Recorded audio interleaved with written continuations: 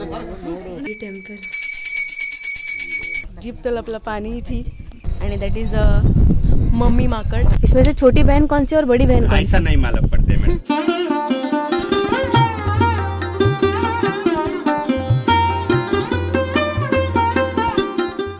Hey guys, so आता माझी तयारी झाली आहे छानपैकी। मी कुर्ता आणि ट्राउझर घातली आहे।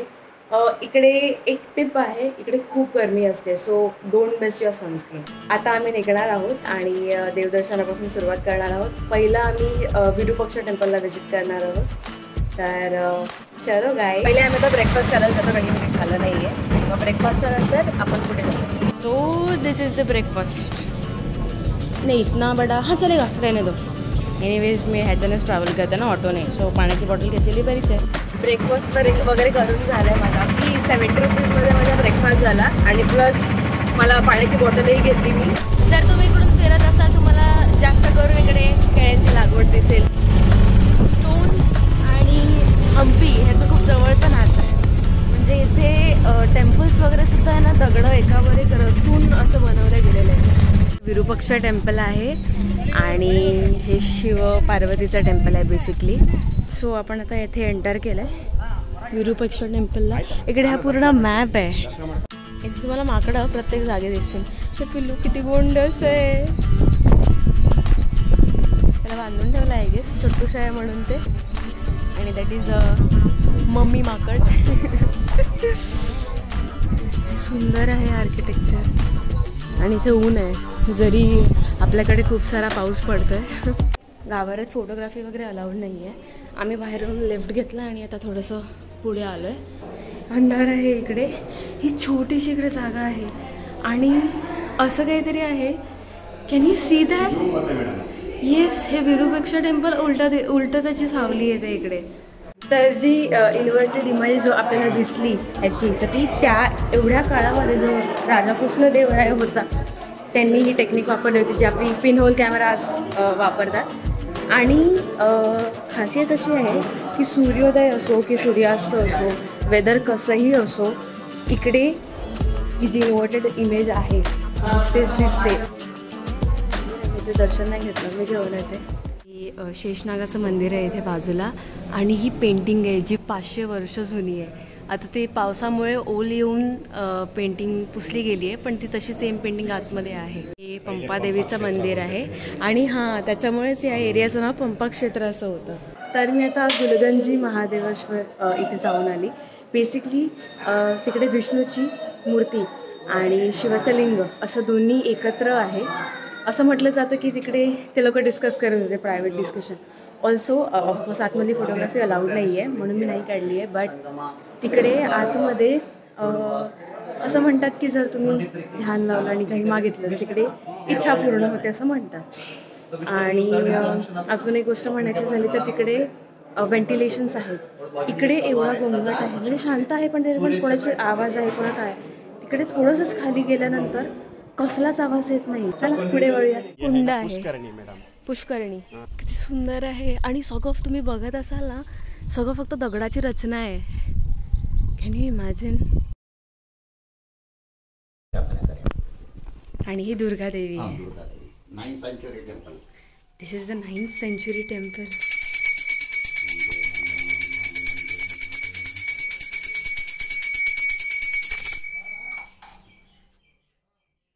बिफोर विजयनगर।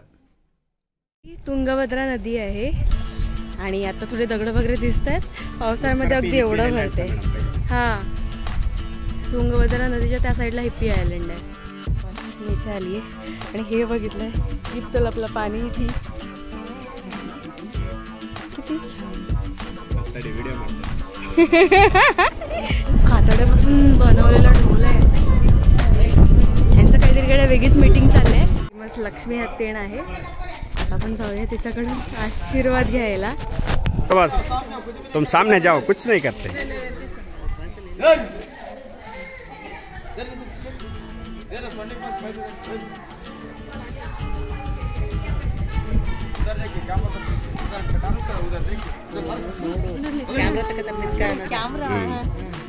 बरं, तर अजून एक गोष्ट माहिती पडली आहे। हे जे विरूपाक्ष टेम्पल आहे, इकडे नोव्हेंबरमध्ये हम्पी उत्सव असतो।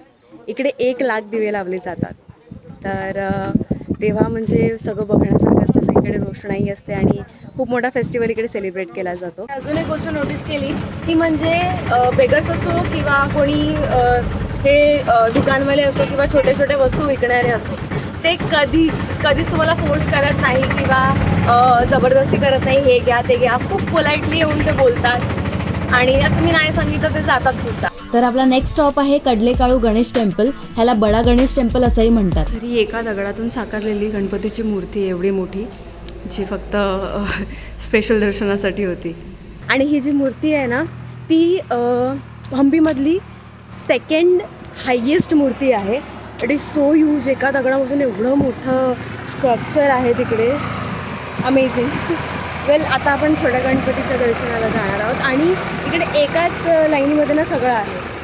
सो तुम्ही एकदा निघालात ना, पहिले विरूपाक्ष टेम्पल केलं की हळूहळू बाजूबाजूला तुम्हाला सगळं दिसून जाईल. पण चाललं आहे छोटा गणेश टेम्पल. हे सगळ्यांसाठी अलाउड होतं. म्हणजे जसं आपण त्या मोठ्या गणपतीला गेलो होतो ते फक्त आणि फक्त राजाच्या गेस्टसाठी होतं. तर इथे तसं नसून सगळ्या प्रजेसाठी बेसिकली हे गणपती मंदिर होतं. सुद्धा लिटरली दगडांनी केली आहे. तर आता आपण चालू आहेत कृष्ण टेम्पलला. तर अशी एक प्रदक्षिणा घालते आहे मी, कारण की ते मंदिर तर म्हणा बंदच आहे, आतमध्ये लॉक आहे. त्यामुळे मी म्हटलं चला थोडं फिरूया. आपला पुढचा स्टॉप आहे उग्र नरसिंहा. तर ह्याची हिस्ट्री अशी की आधी उग्र नरसिंहाच्या मूर्तीसोबत लक्ष्मीची मूर्तीसुद्धा होती आणि आजूबाजूला चंदन आणि सागाच्या लाकडांनी कव्हर केलं होतं. पण तेव्हा निजामी आक्रमण झालं आणि चंदन वगैरे लुटण्याच्या नादामध्ये त्यांनी मूर्त्यासुद्धा तोडल्या. आता तुम्ही बघू शकतात की ह्याचा ना हात नाही आहे या मूर्तीचा, आणि लक्ष्मीची मूर्ती इतकी डॅमेज होती की ती पुन्हा रिकवर नाही करता आली. सो आता फक्त ही एकच मूर्ती इथे आहे आणि ही मूर्ती हंपीमधली सर्वात उंच मूर्ती आहे. आणि बाजूला ही मोठी शंकराची पिंडी आहे ज्याला बडवीलिंग असं म्हणतात. सोलो ट्रॅव्हल करता करता आता हा जे पहिला टेम्पल होता ना, तिकडे मी आमच्या ऑटोवाल्या काकांना घेऊन गेली होती, कारण की ते खूप आतमध्ये होतं आणि खूप मोठं होतं. तर मला ऑफकोर्स मी एकटी फिरून आलीच तर मला काही कळलं नसतं. आता मी वेगवेगळ्या ठिकाणी जाते आणि ते पार्किंगचा इश्यू असल्यामुळे ते ऑटोमध्येच थांबते. तर इकडे मी कोणाला तरी सांगून माझा फोटो काढा ना, असं सगळे माझे फोटो वगैरे काढतात. It's going all good.